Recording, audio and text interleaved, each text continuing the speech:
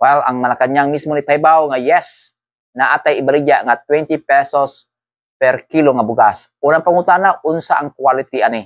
Ikaduha is di inigikan.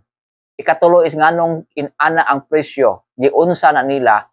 Ikaupat is sustainable ba ni siya? Makapadayon ba ni siya? Or kuto ba ni sa election? Ang tumong ini para lang butaran ang mga kandidato sa ato ang administrasyon. O uban pang mga pangutana, makaon ba ni siya sa tao, no? Daghan pa kayo ang mga questions.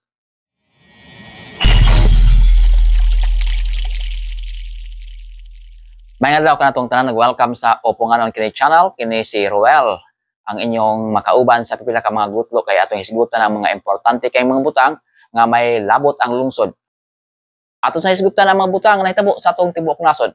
Nya ang pinakahat karon ay kining eleksyon, no? So less than 3 weeks na lang election na. Ang election is May 12, 2025, adlaw nga Lunes, ikaduhang Lunes sa buwan sa Mayo. Kay mamay na sa itong balaod nga ang ato ang election every 3 years, o ay labot na sa barangay or sa mga barangay officials. Every 3 years siya og second Monday sa buwan sa Mayo. So karong 2025 mao ato ang election at tumutaran kay midterm election na siya. So tumutaran ang 12 ka senador. Nya usa ka congressman, na party list usasad, na governor, vice governor, then kining mga board members no sa mga lungsod. Nya naatay mayor, vice mayor og mga konsihal. So karon pa lang daan angay nang atong mahibaw-an kung unsa ang atong presinto o kinsa ang ato ang butaran, no? Atong andamon kay aron di ta magdali din at magkapulike pag abot na sa panahon sa eleksyon. Nya nakanindot mga kaigsunan kay ang precinct finder sa COMELEC or Commission on Election andam na ilang gipahibaw nga pwede na yung tan-awon ang inyong assigned precinct, no? Kung active ang inyong registration, di pwede mo mabutar. So ako ang gisuwag tan-aw nga ko ang data sa precinct finder. O angay lang buhaton ninyo is mo ato mo sa precinctfinder.comelec.gov.ph. Precinct finder is PRECINCT for precinct, presinto, no? Then finder is finder.comelec.gov.ph. Nga, isupply ninyo ang inyong first name, middle name, last name, birth date, o ang lugar diin mo nagparehistro. O dito, ipakita nila ang inyong status. Ako, active ko, kaya wa man jud ko'y palyar-palyar sa pagbutar. Nga, katong mga inactive, ang reason, usa sa reason, is ang imuhang o doon na kay na-miss nga duha ka consecutive nga election. So, sunod-sunod nga election na wag ka kabutar liha, so ma-inactive imong status. So, di ka kabutar sa umaabot nga election. Nga mao na nga next na pod nga registration sa COMELEC, kinahanglan i-update nimo aron makabutar na pud ka sa election sa 2028 o sa barangay elections. Nga ang nahitabo karon kay hapit naman pud ang election is nangabot na ang mga observers sa European Union Election Observation Mission. Mga tao ni sila nga gikan sa Europe, no? Daghan man kayong naso sa Europe. Nga nangabot na sila gahapon or the other day, 72 sila kabuok ang naabot. Although doon na pa yun naabot nato pang March, and then naapay lain pang umaabot a week before sa election. Kay ang total nila nga ihap nga moanhi sa atong nasod to observe or how we handle, how we process our election is 200 plus. Unya kini sila dugay na ni sila nga nagbuhat ani, doon na sila ay 70 ka mga elections nga ilahang na obserbaran sa pipila ka mga nasod, including na gani sa Russia, Bolivia, Congo, sa ato Venezuela, sa Philippines, no? Nya last 2022 diri ni sila og ilang giobserbaran sad ang atong election. Ilahang sila mga comments, daghang feedback. The reason nga nangyari sila is just to make sure that our election is meets the standard, no? But ipasabot maayo ang ato ang process, no? Nahatag kung siya transparent siya, malinaw siya o other pa nga mga importante kaayo nga mga bahin, no, sa ato ang proseso sa pagpili sa ato ang mga leader sa nasod. Nya mao nay buhaton sa mga observers after May 12, 2 days after sa pagpahigayon nato sa election, muhatag sila sa ilahang report kung unsa ang ilahang assessment or observation sa atong election dinhi. Makatabang ni siya para mahibaw-an nato kung asa ang ato ang weak points nya mas mapalambo nato ang ato ang proseso o sa atong piniliay, no? Ang usa sa pinaka-issue karon nga init-init pa gyud mao kining pagpahibaw sa Malacañang nga dunay tag 20 pesos ang kilo nga bugas nga ilang ibaligya sa Visayas. Imagine kini man gud ang sigpaningil sa mga katawhan nga naman during the election 2022 sa presidential misaad man gud ni si PBBM nga iyahang himuon nga tag 20 pesos ang kilo sa bugas. Kunya mao na gitiman-an sa mga tao. Nya usap pud siguro sa hinungdan nganong butar ang mga tao niya kay imagine ang kilo sa bugas atong mga gayuna is 50 kapin, no? Almost 60. So pag ingon niya nga ipaubos niya ang presyo sa bugas 20 pesos unsa nitabo mga tao naglaom kay gisaad man. Kung wa kay gisaad wa may lauman ang mga tao. Nya di po kabutaran kung wa kay isaad. So gisaad na ni Presidente Bongbong Marcos during election campaign. So naningil ang mga tao nya karon kay medyo daghan naman kaayo og mga issue ang atong kagamhanan nya sa tan-aw nila kinahanglan sigurong i-fulfill kining maong promise. Well daghan ang nalipay human sa pagbalita niini nga finally nanay 20 pesos ang kilo sa bugas, no? Nanay baligya nga 20 pesos ang kilo sa bugas sa specific places lang, sa pinili lang na mga lugar sa Visayas, way labot sa Mindanao, way labot sa Luzon. Well, ang Malacañang mismo ni Paibaw nga yes, naatay ibaligya nga 20 pesos per kilo nga bugas. Unang pangutana, unsa ang quality ani? Ikaduha is di inigikan. Ikatulo is nganong inana ang presyo, giunsa na nila. Ikaupat is sustainable ba ni siya? Makapadayon ba ni siya? Or kuto ba ni sa election? Ang tumong ini para lang butaran ang mga kandidato sa ato ang administrasyon. O uban pang mga pangutana, makaon ba ni siya sa tao? No? Daghan pa kayo ang mga questions. Kaya di man kalikayan nga makapangutana ang mga tao. Ngano man, 2 years kapi na lang gisaad, nganong karon pa na gibuhat, then nganong 20 pesos na siya, pila di ang palit. Kaya kung imong una-unaon mga kaigalaan, ang atong mga farmers, wala mo baligya sa ilahang ani sa 20 pesos lang. Of course, doon na siguro yung mga mamalitay, mga komprador sa ilahang bugas, o balit o siguro 18, 19, 20. Pero ang kagamhanan na to, ang NFA, ang Department of Agriculture, ni palit ani is more than 20. More than 20 pesos. Question is, kung ang atong palit o ang palit sa gobyerno is more than 20 pesos, how come nga ibaligya siya o ibaligya siya og 20 pesos? Just to fulfill the campaign promise? Or just to get the votes of the people? So mao na ang usa sa dako kayong pangutana karon. So ganina naminaw ko sa programa sa ESPN or ano sa palagay niyo sa Net25 og dito gisulti nga ang government is misubsidize. Misubsidize siya from 20 to 25 pesos or 30 pesos per kilo ang isubsidize para lang muabot or makabaligya sila og 20 pesos. So di ka makaingon nga mao-audio na siya or sustainable na siya or makapadayo na siya. Kaya kung galing inana ang presyo sa pagpalit 20 pesos plus ang pagpalit din ibaligyan mo lower price din asa man ang ginansya, di ba wala? So, ang government mo subsidize gayod para lang ma-implement ang 20 pesos per kilo nga gipaningil na sa mga tao nga gisaad panahon sa eleksyon. Na karon kay eleksyon naman sad, naamay mga kandidato ang atong administrasyon, siguro usa ni silang strategy para mas makuha lang boto dinhi sa Visayas. Of course, nangutanang taga Mindanao, nganong sa Visayas man lang. Nganong wa man sa Luzon, wa man sa Mindanao. Mas dato ba ang taga Luzon o taga Mindanao? Wa ba sila manginahanglan og 20 pesos ang kilo nga bugas? Of course, nanginahanglan. Pero sa ila silong gitun-an, kana rang lugar o kanirang lugar sa Visayas, certain parts of Visayas ang ilang kaya nga mabudgetan, kaya nga masubsidize kay kung tibuok nasod na wa nay mahimo, di na kaya kay atong budget is mahurot na na para ba ng mga ayuda-ayuda ang gihatag nila para lang ma-impeach si VP Sara. Di ba?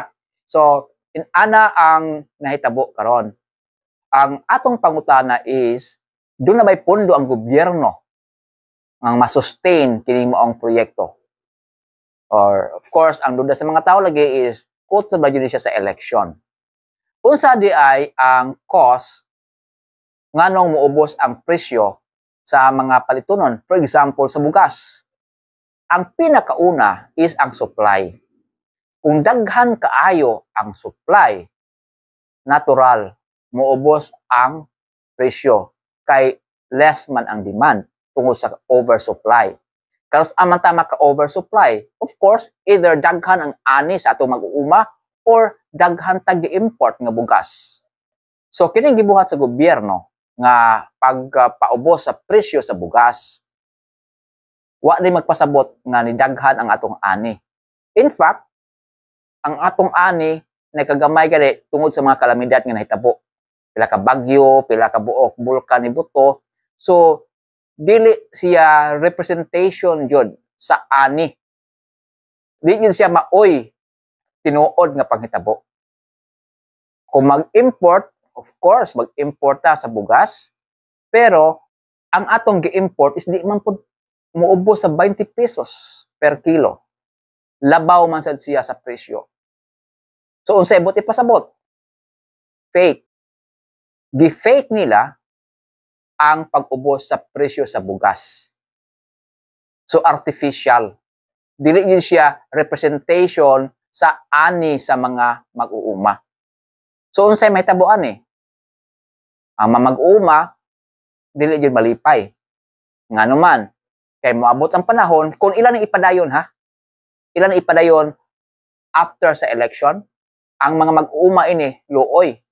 Nga naman, natural ang gobyerno, sige nag-subsidize, kansi naman yun, sumuhang yun sa mga farmers, nga bratoho na lang nagpalit ang bugas o ang ani nga bugas sa mga mag-uma. Kaya para mabaligyan nila sa 20 pesos. Kunya, unsay mamahimo sa mga mag-uma, aparte namang luuya. So, dili siya makatarunganon. Dili jud siya solusyon kining ilang gibuhat karon nga pagpaubos o artificial nga pagpaubos sa presyo sa bugas. Unsa unta ang angay buhaton? Of course, i-improve nato ang ato ang system sa pagpanguma. Nakaibaw man ta nga sa kainin sa panahon na ugan ni mga yuta, so dapat i-improve nato ang atong irrigation system. Ikaduha, mangita tag mga klase o breed sa bugas nga maayo og ani og makalahutay sa inani nga temperature kay lagi ang atong temperature karon misaka na tungod sa climate change. So, dako ni siya nga impact sa ato ang pagpananom. So, kinahanglan mangita ta og breed nga musukol sa kainit, nya daghag ani. Ikaduha, kinahanglan ta nga mo finance or mo subsidize sa mga farmers. Kay di lalim ang mga farmers mo palit pa og mga fertilizers o mga kaning pesticides para mas nindot ang ani. Nya ang atong mga farmers karon, aperte namang bratuha sa palit sa mga ani o sa ilang ani, sa mga bugas, di nakabawi sa ilang investment. So asa naman sila ipalit na pod og mga binhi, og fertilizers, og pesticides, og unsa may ilang kaunon. So meaning, ang government dapat mo subsidize sa mga farmers para makuha, para ma-attain ang atong pangandoy nga dakong ani o daghang ani o brato nga bugas. Again, ang solusyon sa pagbrato sa bugas is dili pag-subsidize sa government, kundi pagpadaghan sa atong ani. So, instead nga atong gasto o lang kwarta para pag-subsidize aron makapalit or aron lang mo brato ang bugas, brato ato ang mahal atong palit, brato ang baligya, mo subsidize ang government, di man yun na siya in town sustainable. So ang government angay di ay nga i-subsidize ang mga farmers o atong itarungon o atong i-improve ang atong water system, ang atong irrigation system, unya mamalita og mga maayo nga klase nga bugas nga makalahutay sa inaning kainiton karon o aron matuman nga muubos ang presyo sa bugas. Ayaw in town ta ilad-ilara nga fake na to nga brato ang bugas, tag 20 pesos ang kilo sa bugas, kaysa tinuod lang, di na siya 20 pesos, nakahibaw tang tanan. Di na ta makaingon nga, oh, tanawa, nindot yung kayo ang atong nasod karon kay ni brato na ang bugas. No. Di na siya makalipay para nato, para sa mga mag-uma, o bisag kita mga konsumidor. Kaya nakahibaw ta nga fake na siya, di na siya tinuod nga maodyo presyo. Di pa ubos lang for a certain purpose. So atong kagamahanan, di ang ngayon nga mo resort ni anang fake nga pamaagi. Mangita tag pamaagi nga tinuod nga makapaubos yun sa presyo sa mga palaliton, labi na sa bugas. Di na to na siya himong artificial, kay wa yun ay maayong resulta. Kung ganyang tinguha, mao nga makuha niyo ang boto sa katawhan, timanin ninyo. Ang mga tao mubotar sa inyong mga kandidato kung maayo ang performance, kung nakita nila nga angayan ibutang sa pwesto, kay makatabang sa kagamahanan, makatabang sa katawhan, mapalambo ang atong nasod. Pero kung ani nga paagi, nga himuon lang tang ilaron lang ta, I don't think you deserve our vote. Karon miingon ang Malacañang kaganina, kay tungod lagi sa mga pagsaway, kay nakibaw man ta nga artificial yun ang presyuhan na, miingon na sila nga don't be a termite, di angayan kita nga musaway, kay kuan ko na siya, mura ba og negatibo ta sa ilahang mga move. Nganong negatibo ta? Nganong nisaway ta? Di tungod kay misaway ra ta kay gustang manaway. Misaway ta kay doon na tay rason o nakahibaw ta nga atong rason sakto. Unya, human sa election, makuha ng boto, unsay mahitabo, mobalik siya sa presyo nga original, mo times 2 or more, no? Kay 20, wala po kilo sa bugas mga 40. Naaman sa mga 50 kapin. Di ba? So, kapin pas doble. Mobalik ka yun siya. Labi na, kung na unya sila makuha og pondo to subsidize aning maong presyo. So, mauna nga unta before nila gibuhat ilang ta ginuktukan unsa ang resulta ini o unsa ang paghangup ani sa katawhan. Dili ba unfair nga Visayas lang ang naaani, nganong wala sa Mindanao, nganong wala sa Luzon, unsa may naa sa Visayas mas daghan ang boto, or ang daghan is Calabarzon, ikaduha ang Tarlac, ikatulo ang NCR, ug ikaupat diri sa Cebu. So kung maoy lang target ang Cebu, gumikan kay nagtuo sila nga once makuha nila ang boto sa Luzon o sa Visayas, di na kaayo na makaapekto ang boto sa Mindanao, kay kasagaran na ba sa Mindanao, sa mga tao sa Mindanao, mostly wa ko yung tanan, kasagaran lang, mura ag-aridyo sa pikas, butar. So siguro, tanaw nila, di naman matandog nilang sa Mindanao, so ilan lang kinilang Visayas. Kay once nga daghan ang ilahang supporter sa Luzon ug Visayas, kaya nilang pildihon ang Mindanao. Ato na nga analysis sa ilang gibuhat. So, tinuod, gusto ta nga moubos ang presyo sa bugas. Wa man ta mangandoy ba nga 20 pesos ang kilo sa bugas, sila ra joy ni saad ana. Mao lang ang mga tawo nga gisaaran naningil kay nagdahom. Pero bisag unsaon to hinoktok, bisag unsaon pa tong tumbling-tumbling nakahibaw yun ta nga kanang 20 pesos is very impossible. Tungod kitaas na kay ang presyo sa fertilizers, sa pesticides, sa kining mga binhi, no? Di jud kaya nga i-20 na, not unless ang government mismo ang mag-provide sa fertilizer, sa pesticides, sa mga binhi, no? Ilahatanan. O nya ang mga mag-uma na lang mo trabaho. Nya suluan pa jud nila. Di unsay metabo mo boss jud ang presyo sa bugas. Pero kanus ana pila ang kinahanglanon nga budget ana og pila ka buwan o pila ka tuig ma-materialize na maunay usa sa problema. Pero ayaw may patuwa nga kanang 20 pesos nga bugas nga gibaligya karon sa Visayas, sa pipilara ka mga lugar sa Visayas, sustainable na siya. Makaya na siya forever. Dili gid na makaya. Nakahibaw yung taana. So nakahibaw to si tinuod nga kahimtang. Nakahibaw to sa tinuod nga mga panghitabo. So di ta inana ka walay kahibaw, no? Di ta inana ka ubos og pangutok nga di ta makasabot sa mga gibuhat nila. Okay, kung mo question sila, tubagasan na ang ato ang pangutana. Pila di ang ani karon? Pila di ang palit nila? Nganong ibaligya man nila sa anang presyo? Nganong Visayas naman? Nganong may labot ang Luzon ug Mindanao? Daghan kay pangutana. Mingon sila, start naman na siya. Until when? Diba? Or, unsa di purpose? Ngano nga inyo nang gipabrato ang bugas bisag mahal ang inyong palit?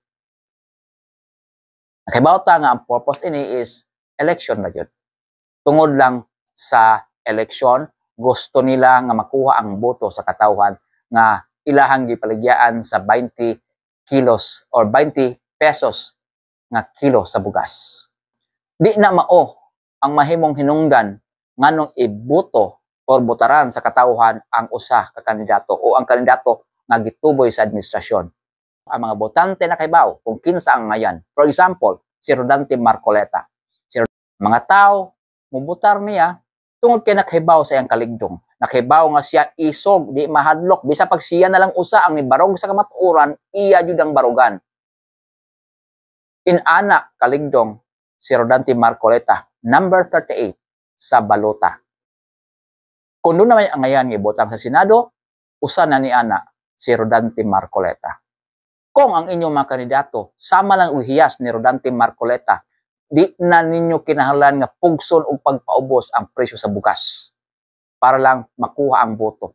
Kaya mga tao mismo nakahibaw nga kining mga tawhana nga ibutang sa pwesto, ang ayan kay mutabang yun ni sa katawhan, mupalambo yun ni sa kahimtang sa ato ang nasod.